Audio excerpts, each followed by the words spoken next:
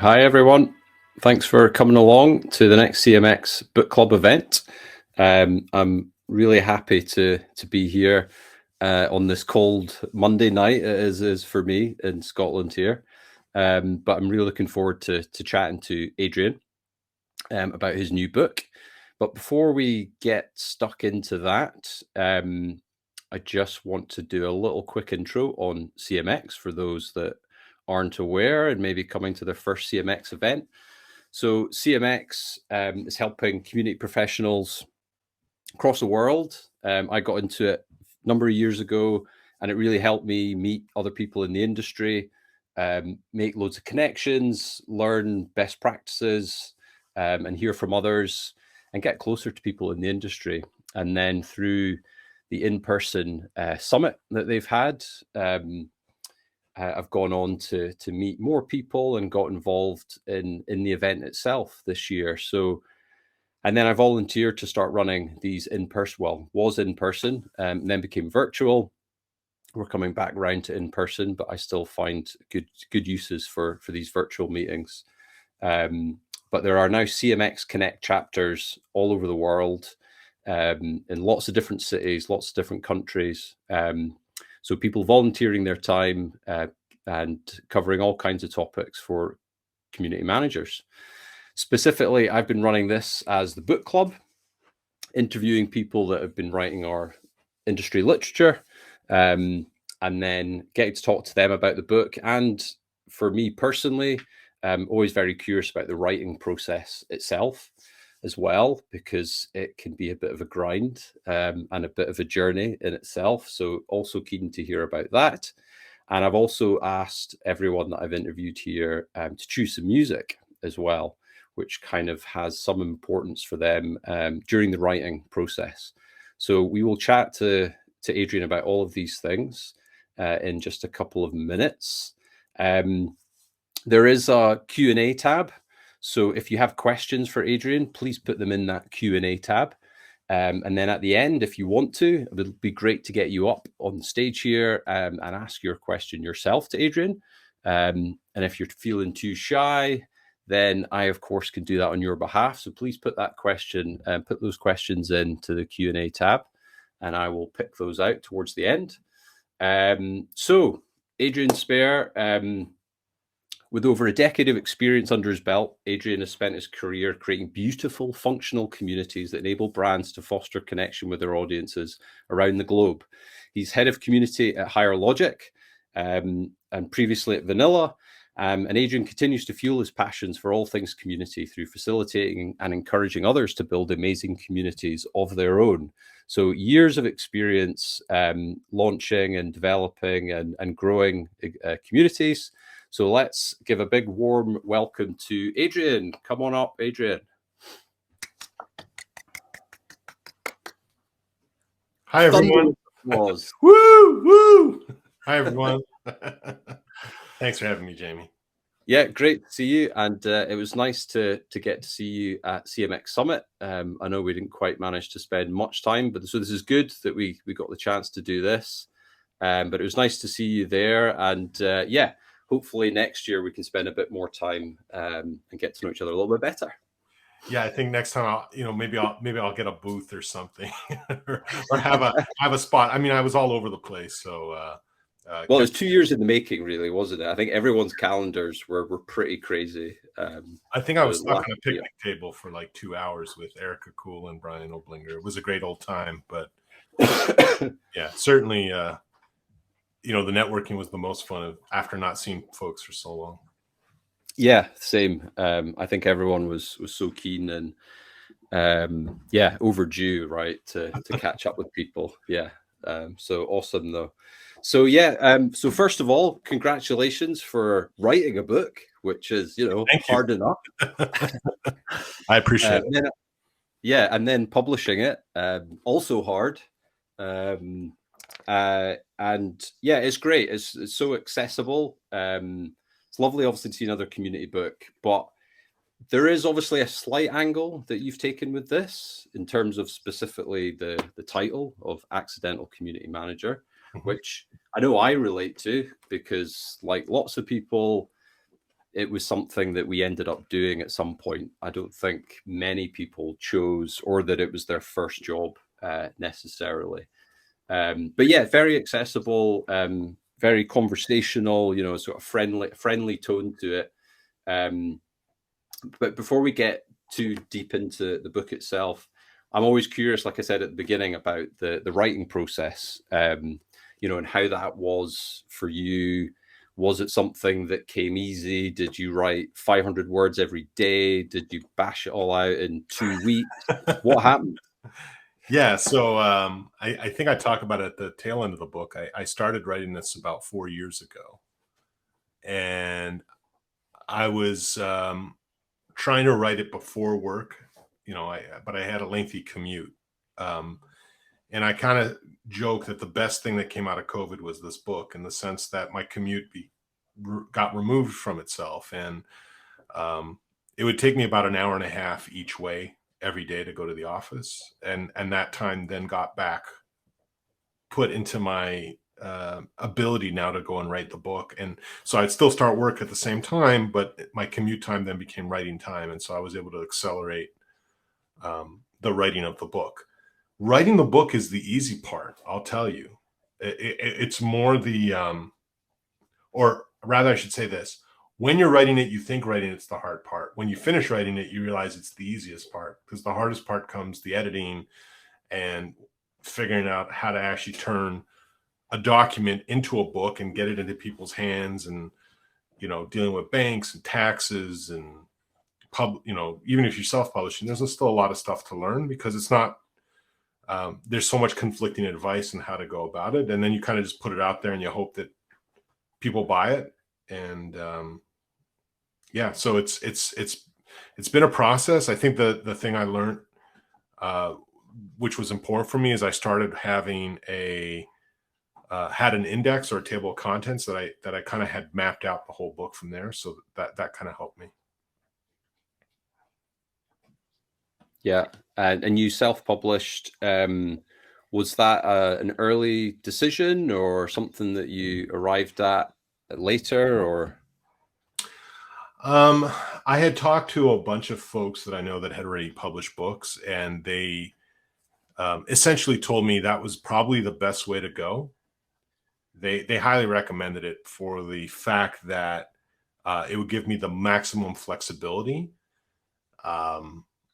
And that's really my goal, was to make sure I got the book the way that I wanted, in the way that I wanted it done, and to take the time to get it right, which is really what my concern was.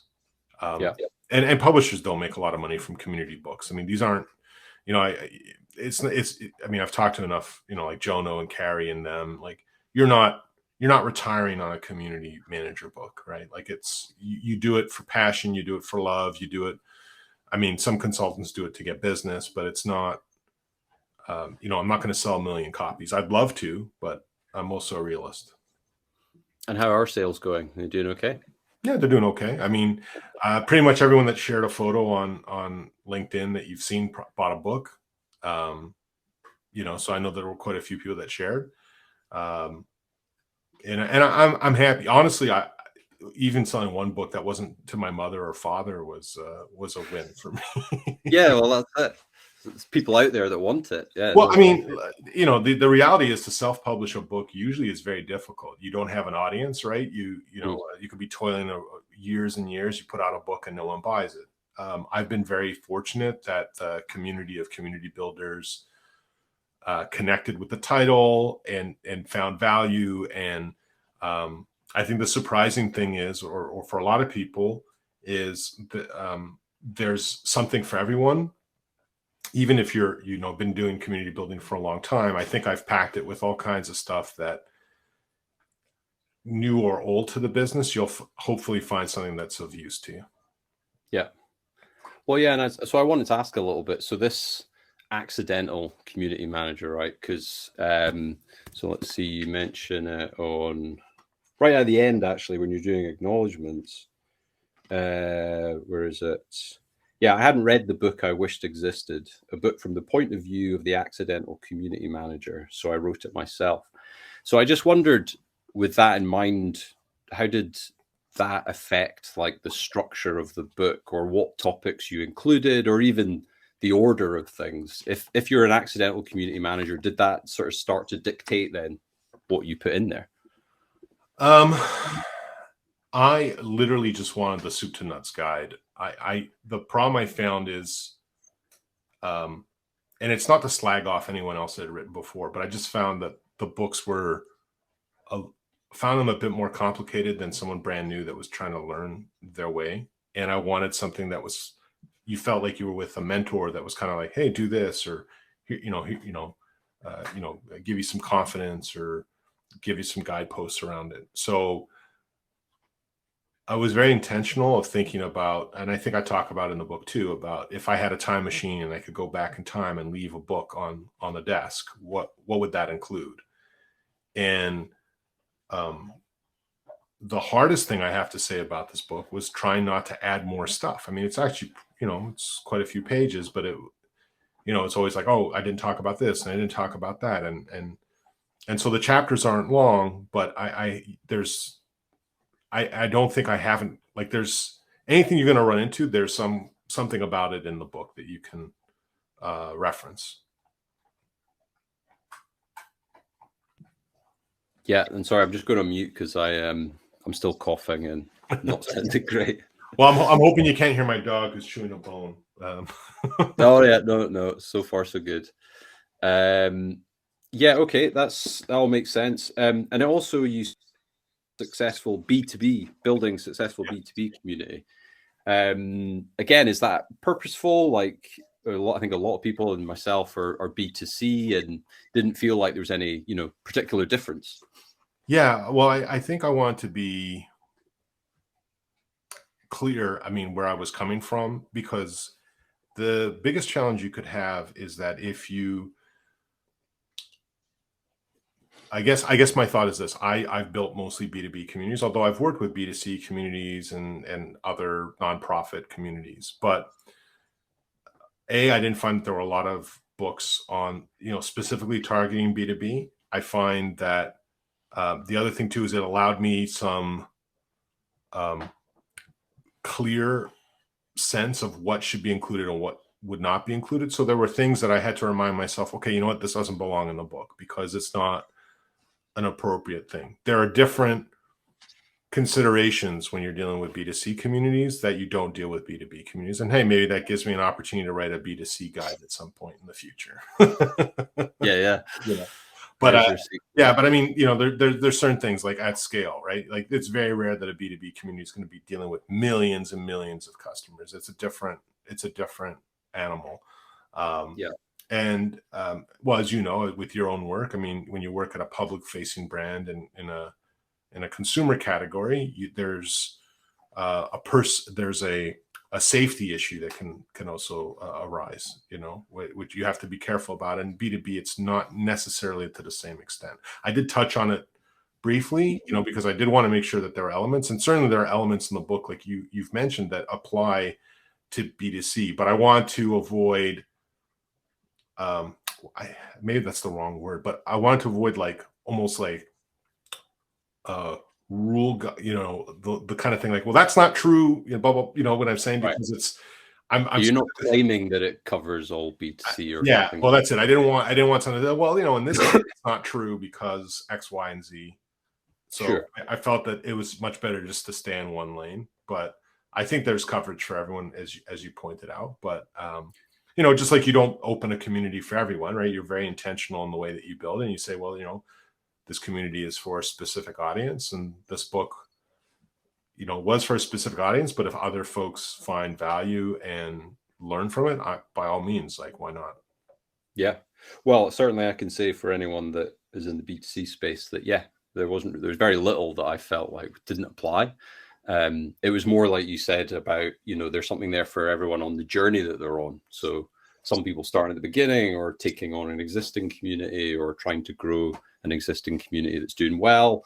There's certain elements of the book that may not apply, but in terms of B2B or B2C, no, I think it applies to both. Yeah, and I wasn't expecting people to read it necessarily cover to cover either. I had early on, there was a discussion with my friend Carrie she had an early copy of the book before it got published, and she was like, you should probably put a chapter on how to use the book.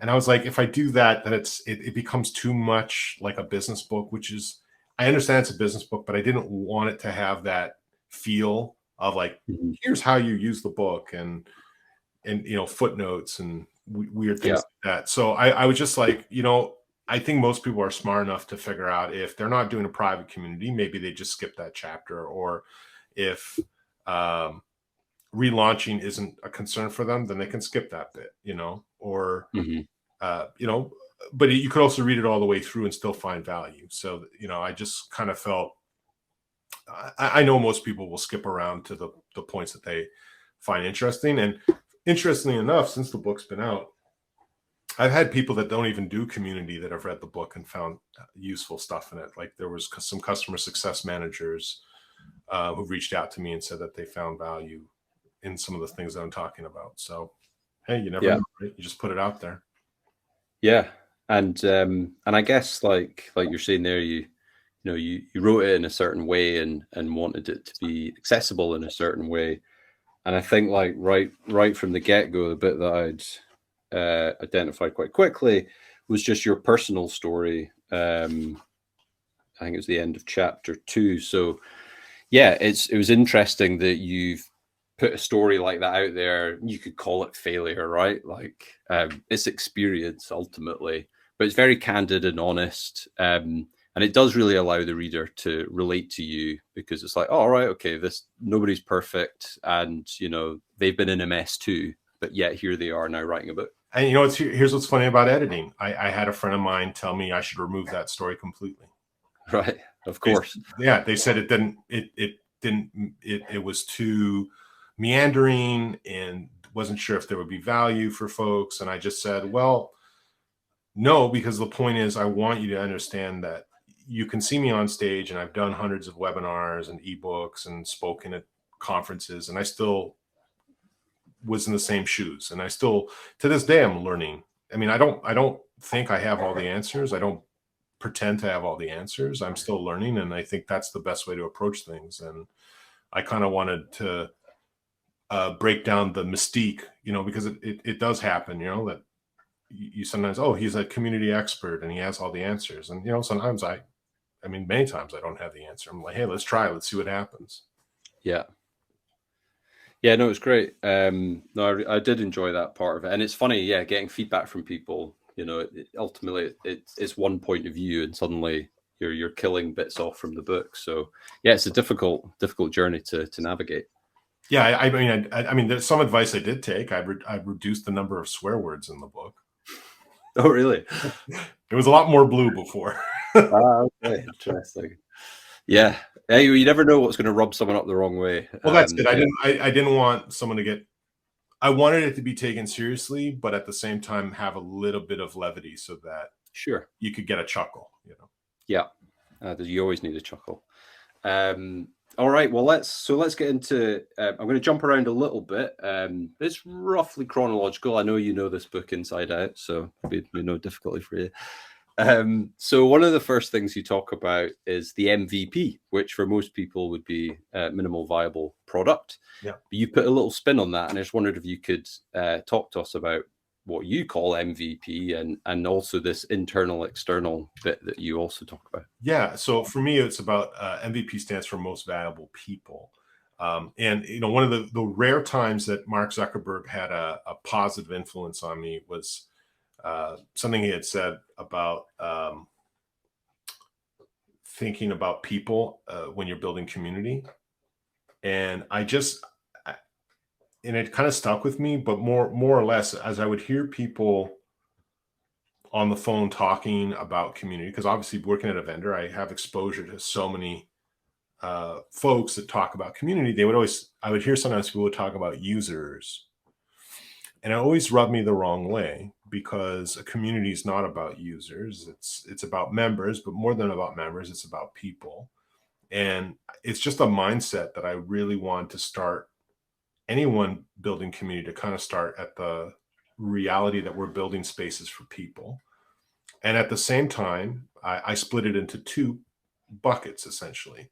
is that there's the people that are your stakeholders internally that you want to keep on your side to make them happy because they have whatever, political ambitions they have within their company, within the company for success.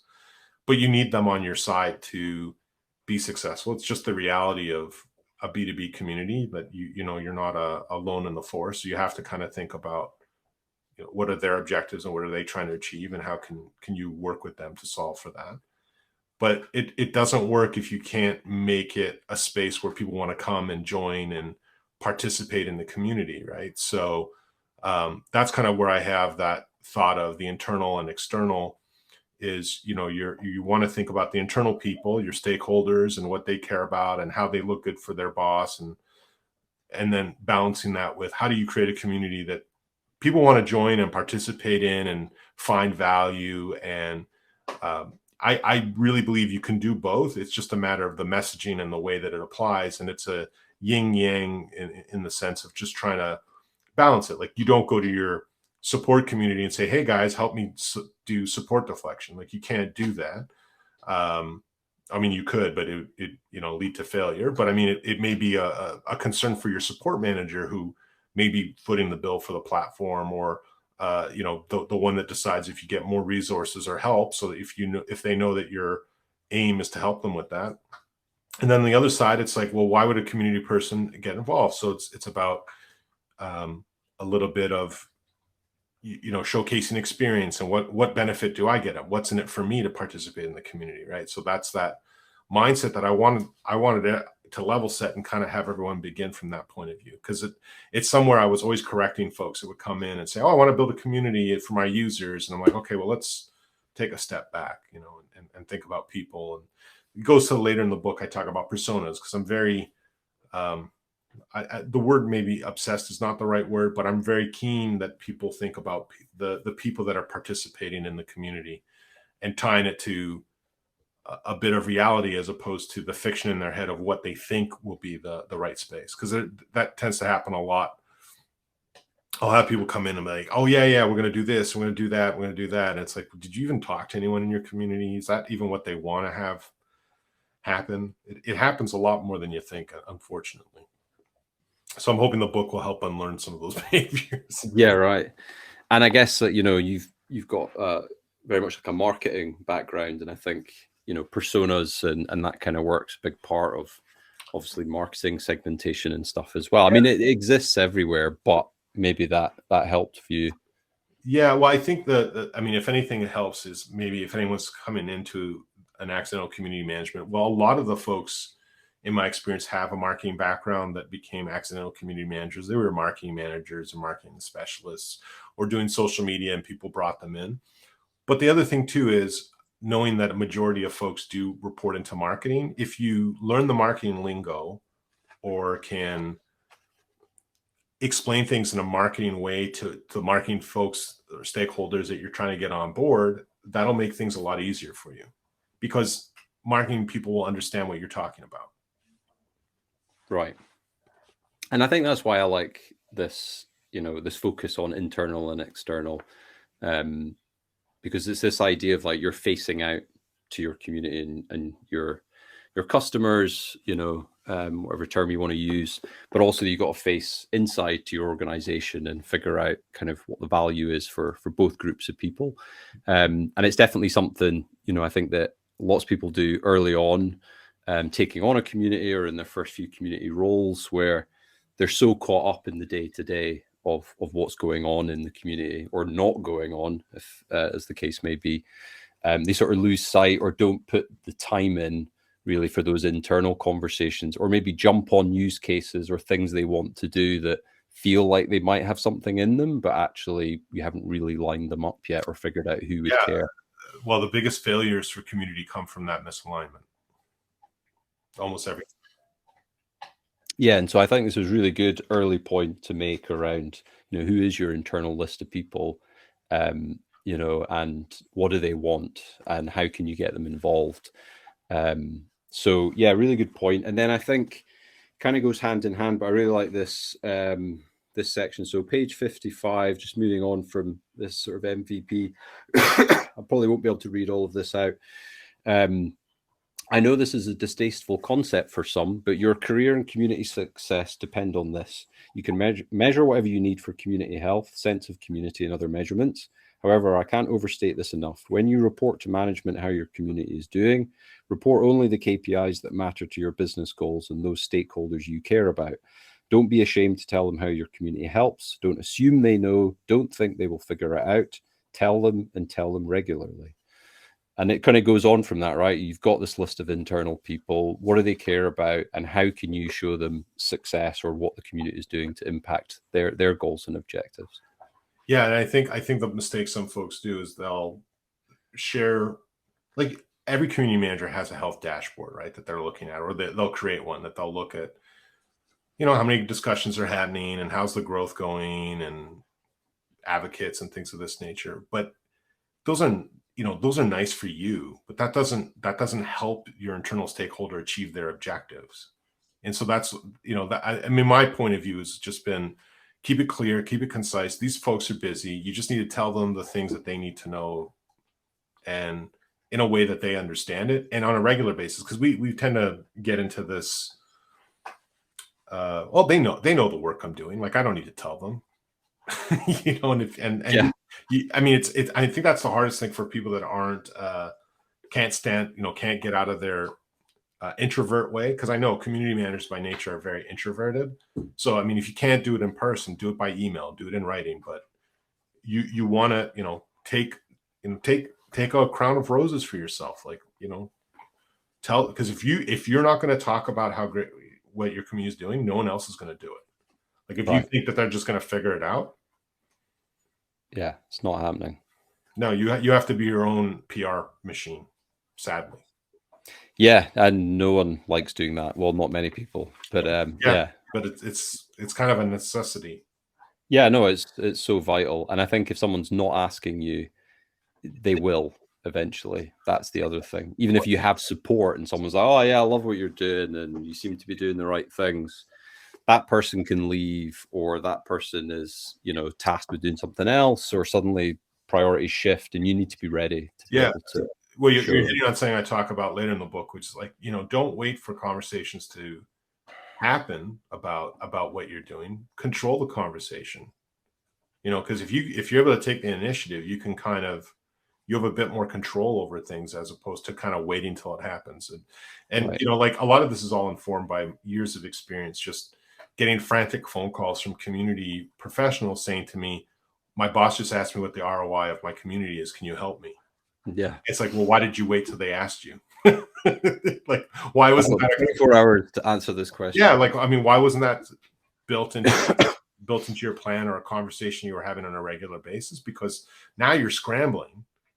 Yeah. And it never ends well. No. And it's never right first time either. No. And that's kind of what I wanted to move on to a little bit. So ROI. So, you talk about the deflection measurement.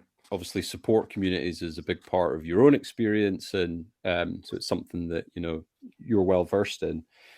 So we've got the outline of this kind of deflection measurement, but I wondered, like, how successful that has been for you with your clients. Like you just said, you have these types of conversations, and maybe you've given them this outline, and specifically, well, there's been a lot of chat about it, but I know Richard Millington done quite a lot of work recently, and I don't pretend to know all of the recent analysis that he's done or the models that he's coming up with, but certainly his main point was moving beyond this deflection question onto something more meaningful and particular to your community and what's happening in your community. Sure. Yeah, it was an interesting. I saw Richard talking about it, but I don't think what he's talking about is much different than I actually outline in the book, in the sense that I really do believe in surveys, and I do believe that you survey folks at the time of action, specific to the community. Like, hey, were you able to solve what you were looking for today? Did you come here for support, and did you solve for you? And we have a lot of customers who do it in that way, and they have really, I think they're not basing it on page. Like, I'm not a fan of people just basing on, well, they looked at a page view and then we're going to automatically assign 30% deflection because that page view. I mean, there are people that do it. I don't think that's the best way. I'm a big believer in the survey method that Richard was talking about.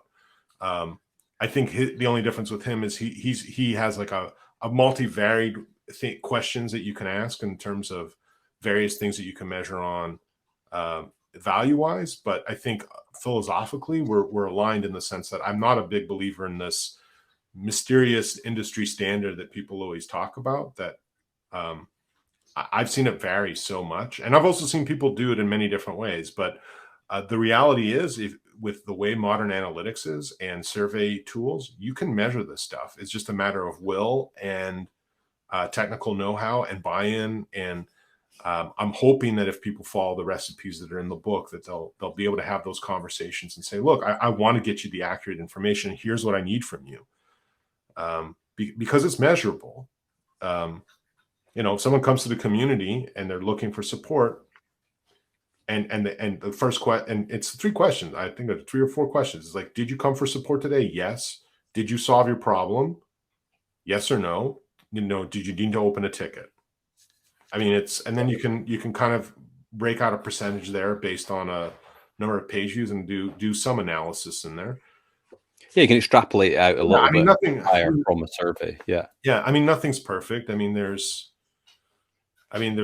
flaws in anything, but I mean, it's the best that we have at the moment until such time as, I'm sure in the near future, there'll be some kind of AI calculation that'll figure out some kind of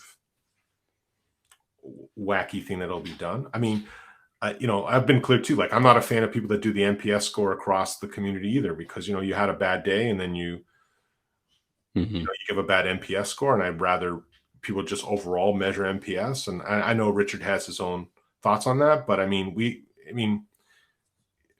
at the end of the day, I mean, these are the tools that we have to, take a look and see what's going on. And you can argue, yes, that people that are happy with a product are more likely to give a higher NPS score, but then at the same time, what percent, how impactful was the community as part of that? And I think I even talk about the product market fit question. Like, if the community went away, how would you feel about that?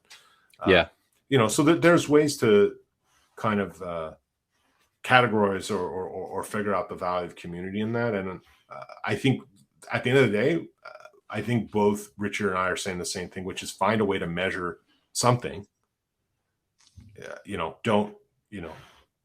Don't let others tell you how to measure it. Figure it out and find a way that you can assign value and impact that your community is having. Yeah, and I think, surveys, being explicit about what you're asking and being specific about what you're asking for as well, and putting it right at the point of where someone has taken action or done something is, yes, but it's about as good as you can get, outside of being able to join up all of your data sets, see your tickets, relate them to your users. And that's assuming that you've got single sign-on, you've got everything hooked up, and all of those data sets come together, which, cookies are great too. I mean, there's ways you can say, like, a session started. I mean, the biggest, one of the bigger mistakes I see people do is they forget to put their analytics on the community, and it's on the rest of their digital platform, because, you're able to see sessions, right? You're able to see sessions that begin on the website, go to the community, and then they drop off, or did they continue on and create a ticket? If it's done properly, that whole journey should be measurable.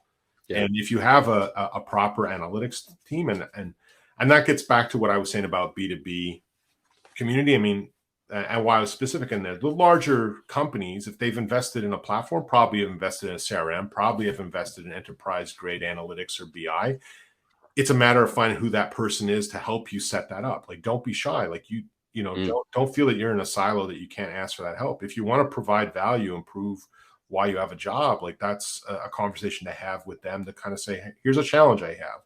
I want to be able to measure how many sessions start on our website, come through the community, and then exit without having to create a ticket. How do I go about that? And most BI people would be like, okay, this is a great, I love a challenge. Yeah. No, exactly.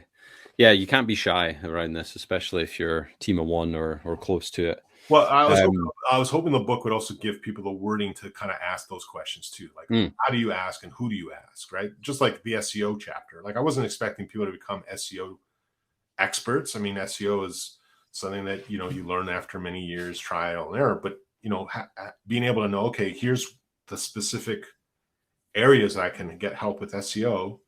Okay, let me see. And I'm basically, my advice is light touch. Like, don't let the SEO experts come in there and, it's UGC, it's user generated content. Don't over edit stuff. Let people talk in the language they do in your community. Yeah. And we'll come back to SEO, because I can tell from the writing that you've got plenty to say on SEO. So still on the measurement bit, the other bit that I thought was really interesting or useful was this focus on page 124 of benchmarking yourself, basically, or your community's performance. Because I think, again, it's quite easy to get kind of caught when you think about the industry and you think about these other brands, and you see their statements, whether you're using Chorus or whatever platform you're using. Plenty of other platforms exist, by the way, that you start to compare yourself and you maybe lose sight of where you are, or just the fact that you're trending in the right direction and your numbers aren't necessarily as big. So yeah, I wonder if you could just say a little bit about that. It's probably something you've seen with lots of your clients. Yeah, people are obsessed about benchmarks, but then the challenge ends up being, it's tough, because what I kind of outlined in there is I think that people need to look at where they are and kind of the behaviors that are happening that are very common and kind of where they are in their journey, as opposed to worrying about, would it be interesting, for example, you work at Spotify, would it be interesting to know what happens at Sirius XM Pandora? Certainly. I'm sure you would love to know what their data points are in benchmark, but at the same time, it's not the same community. What you have at Spotify is not the same. And any benchmark I gave you, while interesting from a academic point of view, should have no bearing on how you're building stuff, right? You shouldn't be like, oh, you know what? Well, the Pandora folks are answering questions this much faster. Well, it's because they have like 25, I don't know, 60 people on their team, and you've got 4. Like, it's not that you have 4, but I'm just saying, like, people get very obsessed with it. I remember once, I don't want to say the name of the customer, but it was, broad strokes. They were a nonprofit for cancer, and they wanted a benchmark about how they were doing. And I was like, well, how many other cancer communities, like, what benchmark would I give you? Like, I don't even know, like, are your numbers good? Are they improving on a regular basis? Are they hitting the objectives that you have? How are the people that are surviving from cancer, how do they feel about the community? Are you hearing positive stories? Are you giving people hope? Those are the types of things that should be measured. I mean, worrying about like what some other community on cancer is doing, kind of a weird thing to me. And it just, I always get a bit, I know where it's coming from, right? It's just the nature of human. You sort of want to put yourself. Yeah, you want to know, am I doing well? Yourself. Yeah. And certainly can talk to people about, some things I've seen, but I'm always cautious about it because there's so many variables that get into it. The team size and platform and buy-in from the company and their analytics and the experience of the people that are involved and all that.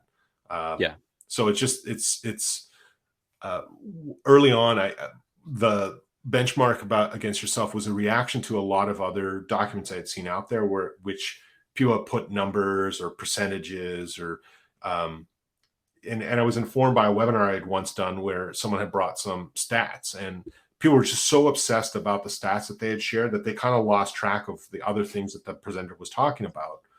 And so when I was writing this chapter, I just wanted to say, like, what you need to look at isn't what, should I have, 5 posts a month or 5 posts a week? Is it, is the community team answering most of the questions, or is the community answering most of the questions? That's a benchmark, right? Because that tells you where you are in the life cycle and are you heading towards the right things?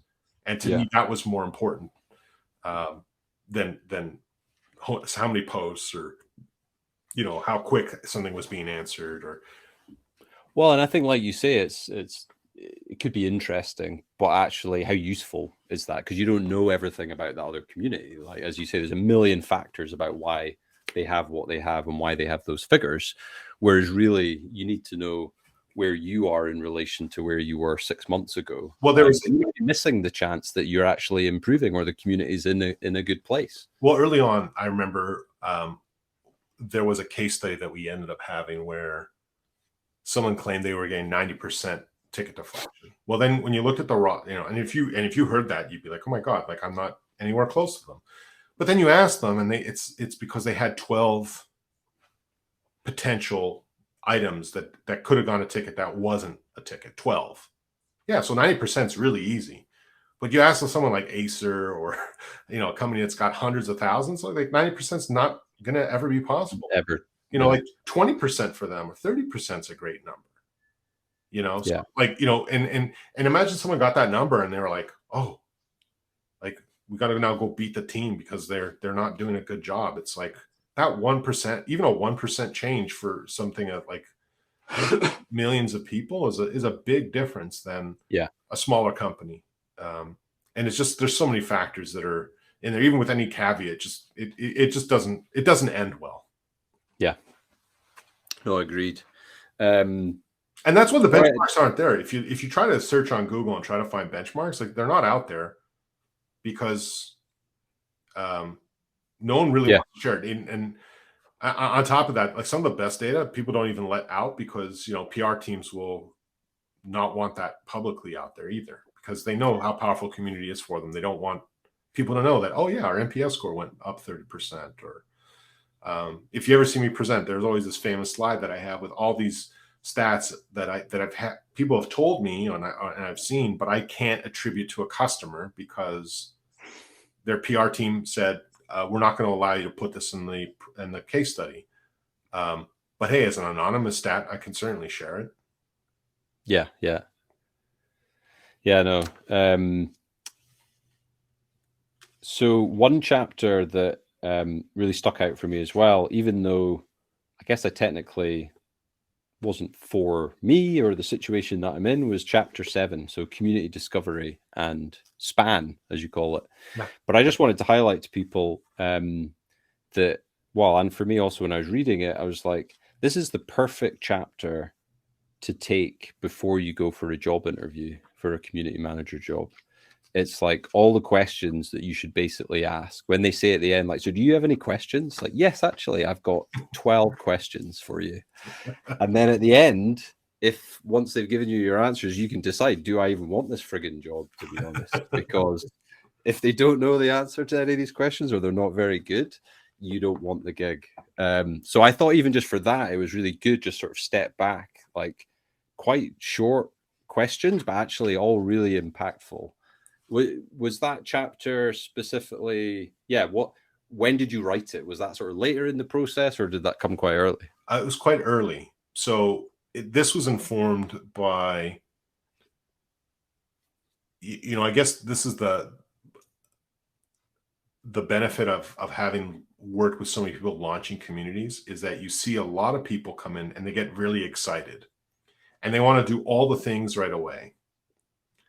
And it's kind of like you have to kind of be like, okay, we're really happy that you're on our platform and you want to do these things, but now we need to take a step back, breathe. We want you to be successful.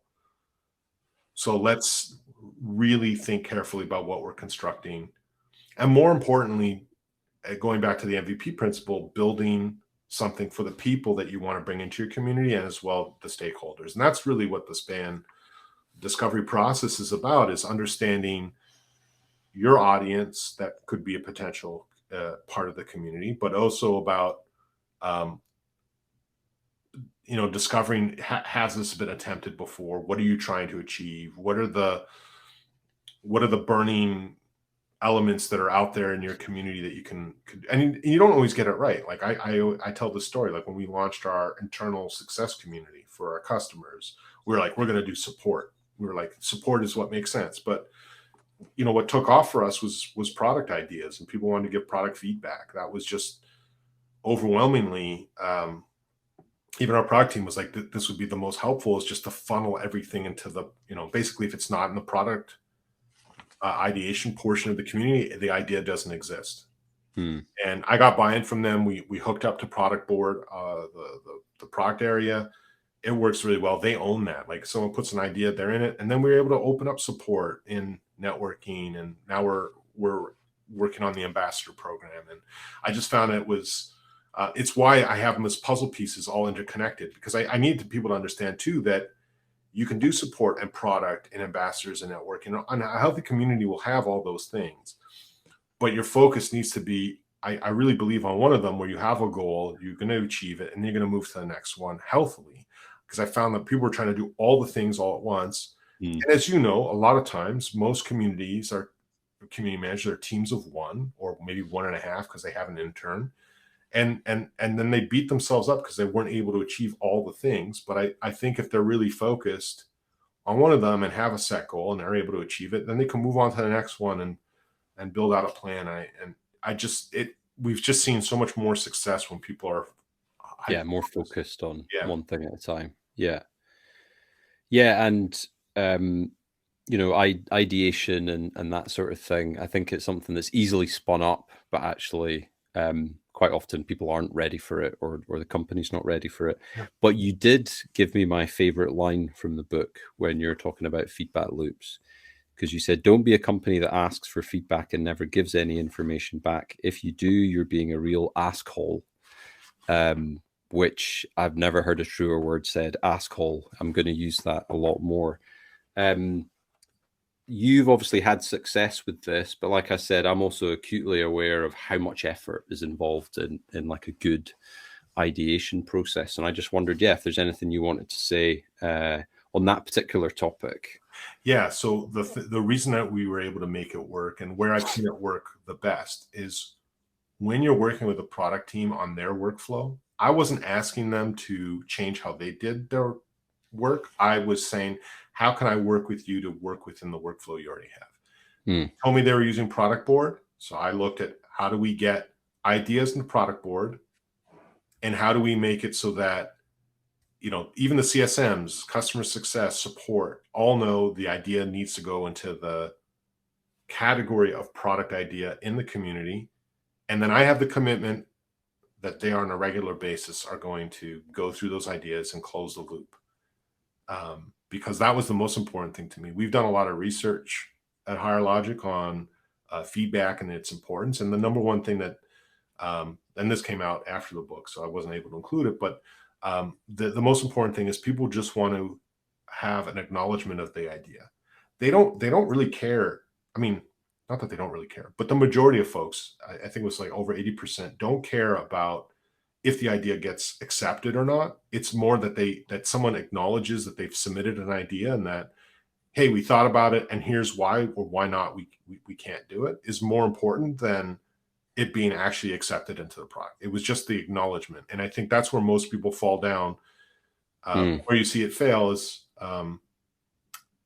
it's at the volume. And I know one of the strategies as well, that we had a huge telecom company, and they were very nervous about doing it because they're like, oh, we're going to get slammed with ideas. We have millions of customers. So, and I guess that's, sometimes that was the hard thing. I'll be honest. The hardest thing about the book was always staying B2B, but I had to share it because it was just a good idea, which is having a very narrowed product board that says, hey, here are the areas that we want to talk about for our product board. Not that the other ideas don't matter, but this is the area that we're going to focus on, so that people all know, or can have that expectation, we're going to get feedback on this, and everything else is just kind of a freebie, Yeah, and it's interesting. I think the other thing I wanted to ask about, and I'm just going to go out my head now. You were talking there about, acknowledgement, and people just want to, it's almost like some closure, right? It's like, and I think community managers, especially again starting out, you can get a bit nervous being in the middle of this process a little bit, but actually it's better to hear, no, we're not going to do that, than there to be nothing. And there's something about authenticity, obviously, in the community, and you do touch on this a few times actually, but you talk on page 76 about being honest, page 86 where you're encouraging people to leave criticism, but it's important that how you respond to feedback and criticism, that it does feel authentic, and that it's not some sort of PR line. And again, I think it's something that community managers can get stuck in the middle of a little bit, especially maybe if they're not confident, whether they're like just starting out or whether they're just a bit nervous about the situation. And you get legal and press teams that are like, no, this is what you need to say. But actually that language makes no sense for your community, and it'll get worse. So yeah, any tips for people that are stuck in that middle of that process? Yeah. So the thing for me is, hopefully, well, you're right though. Sometimes you get legalese and lawyers and, just write this, but as much as you can put a human spin on it, it's so important. And I think the other thing too is, it's a line it kind of made me chuckle, although I don't know if maybe I borrowed it from somewhere. You don't make plans when your house is burning. Is, have your plan for a crisis of negative comment in the community before the negative comments come, so that you can kind of address the severity. Because there are certain ones I'm sure that you can handle, or most community people can handle. And then there's ones that it's like, okay, I need to escalate this. And what's that process look like? And then hopefully, if you've built these relationships in the company, and that's the other thing that I think is like the onset thing. It's like the point is to kind of work on this all the whole time, so that when you need it and you can go to someone and say, look, I need to give a response to the community and I need your help to sound authentic. I get what you're saying from a legal perspective, but would this be okay if I said it this way? Yeah. Are you okay if I just modify it slightly just to be a bit more, understandable? Right. And relatable. Yeah. Yeah. Because the last thing you want is you cause a storm as well, that people realize that you didn't write it, or it doesn't sound like you've answered it in the way. But what I guess I was also, my point was, I didn't want people to leave, for anyone that was reading the book that was in a position of power that could make a decision, was, empower or support your brand new community manager and the responses that happen in the community. Because it's amazing how brands will leave like an intern, has no experience, to answer some really difficult questions. So they just decide, we're going to moderate everything and there's not going to be any difficult questions. And rather, I would say, is let the intern be there and then work with them on a process so they can respond on that. Because people are looking at the responses are going to be in the community. And we have, data that proves that. So it's really important. Yeah, and there's a skill in there. I mean, it's another one of the many, many skills that are needed running a community. But, having the ability to write those types of responses, pithy, or, being empathetic, like, it's a minefield. Well, the thing I find is that, I mentioned a lot of people come from marketing, but people that came from support as well. I mean, a really good support person. I mean, we have some at Higher Vanilla. They're a wordsmith when they're giving someone a bad news, and in a very authentic way that I'm the first to admit I can't write as well as they do when it comes to that. It's written in such a way where you're letting them down, but they're almost like, oh, thank you. You're like, in a nice way. Yeah. Like, I'm like, I don't know how to respond to this guy. This is horrible news. And yeah, that's secret sauce. Well, I just realized how much time has flown by, and I've barely asked half the questions I wanted to ask, but we do have a couple here, and I want to make sure that other people get the chance. So, Jenny Wright, would you like to come up here to ask your question? Just going to pull you up here, whether you want to or not. See if she appears. Because this is one of the questions I had too, was around, because you talk a lot about... My camera. There you are. Yeah, I can hear you. Yeah, sorry about that. My camera's not working. But I was asking, what advice do you have for increasing engagement in long-standing communities? Because at launch, you have a lot of engagement, maybe at different points at the beginning. But if, these are communities, long-standing communities, and you feel like they're kind of losing momentum, do you have any ideas or tips that you've seen? Yeah, so part of it gets to this breakdown. I'd seen this once done where you're kind of looking at the type of content that goes through and having those conversations around looking at the value that can be brought to the people that have been there a long time, right? Because I think the natural thing for us is when we launch a community, we have a lot of like newbie content, and people getting started, and we kind of forget our real experienced folks that are kind of engaged in that. So I think the important thing is understanding kind of like where that interest goes and where it's happening.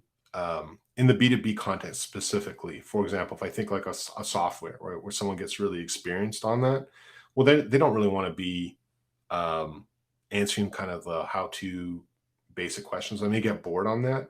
But then if you're able to kind of engage them on the amazing projects people are building or the really tough questions, maybe it's not at volume, but it's at a smaller cadence, and it can really engage them in that. And I think that's one of the things I always found fun that I've seen done really well is where you kind of bring in a community council of these folks and you kind of create a space for them that they can kind of have those kinds of conversations for like the grizzled warrior, so to speak, right? That gives them like an opportunity to kind of have those conversations and not get bogged down in that.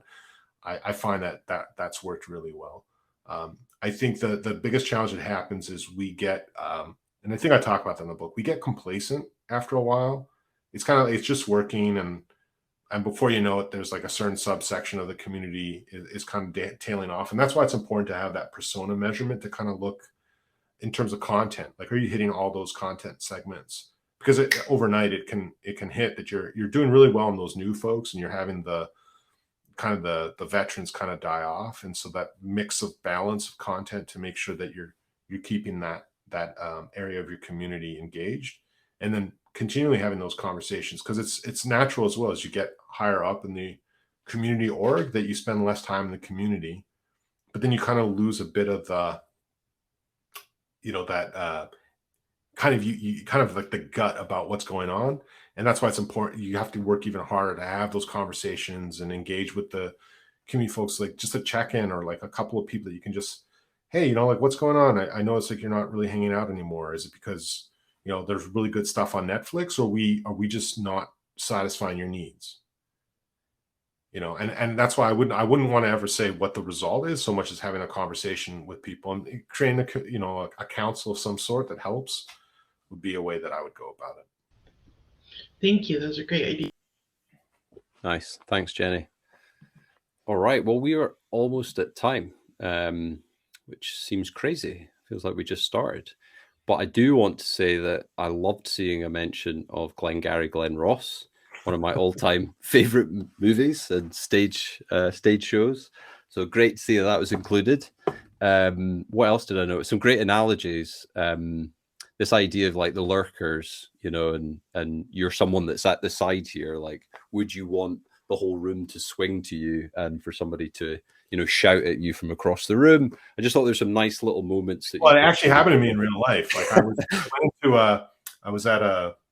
have a peanut allergy, and I went into a room for a snack, and like this woman's like, "You should eat my food." It's like the whole room just turned at me, and it's like that's exactly what it is for a lurker to just kind of be called out to like, "Come," Yeah. Yeah, I know. There's some weird stuff in there. I think I even tell a story about the invention of whiteout. Well, it's funny, yeah. What comes to mind, but sometimes these things explain things much better, don't they? So. Well, thanks, Adrian, for your time. Really appreciate it. Loads of great insight. And for those that haven't read the book yet, do, whether you're B2B, B2C, starting off, been in the game for years, there's plenty in here for everyone. And it is really easy to read. And I say that in a good way. So thanks again, Adrian. And yeah, hope to see you again, maybe see you in person next year and get to spend a bit more time with you. But until then, thanks, everyone. Thanks for attending. Thanks, everyone. Cheers. Night. Good Thanks, morning. Bye-bye. Cheers, Adrian.